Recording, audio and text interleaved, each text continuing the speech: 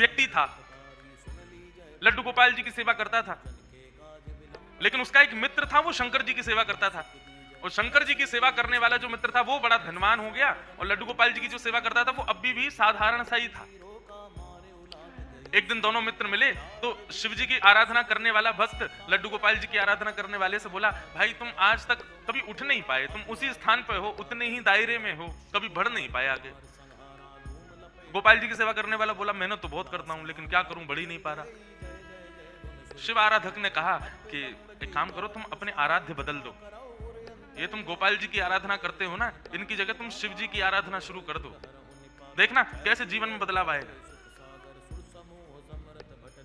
व्यक्ति के अंदर सबसे बड़ी कमी क्या है? ठाकुर जी के प्रति अविश्वास।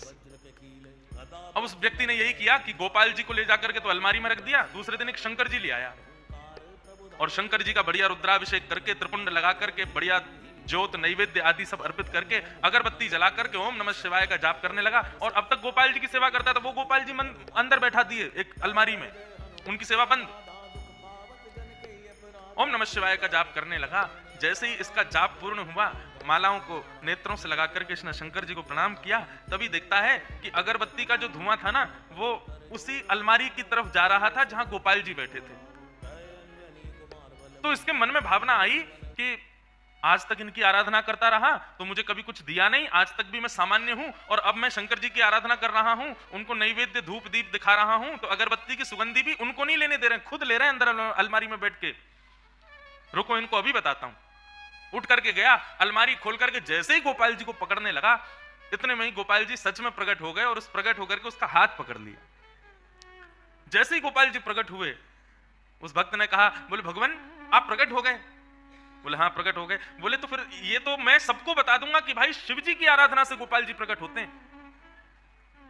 गोपाल जी बोले नहीं भैया, हम शिव जी की आराधना से प्रकट हुए, ऐसी बात नहीं है। तुम शिव आराधना करो, सूर्य आराधना करो, चंद्र आराधना करो, किसी की भी आराधना करो, उससे हमको कोई दिक्कत नहीं है, लेकिन आज हम प्रकट किस लिए हुए ये ध्यान से सुनना। आज तक तुमने केवल हमको अष्ट धातु की एक मूर्ति समझा था, तुम्हारे मन में कभी ये भावना नहीं आती थी कि इनकी आंखें भी हैं, इनकी नाक भी है, इनकी जीभ भी है, इनके कान भी हैं, इनकी त्वचा भी है, इनके हाथ पैर भी हैं। परंतु आज जब वो अगरबत्ती का धुआं सहज ही मेरी तरफ आ गया, तो तुम्हारे मन में ये भावना आई कि अगरबत्ती की सुगंधी मैं ले रहा हूं, मतलब मैं जड़ नहीं हूं, मैं चैतन्य हूं। वास्तव में शिवाराधना ने मुझे प्रकट नहीं किया, तुम्हारे हृदय में जो चैतन्यता का भाव मेरे प्रति आया है उसने मुझे प्रकट किया है। ये चैतन्य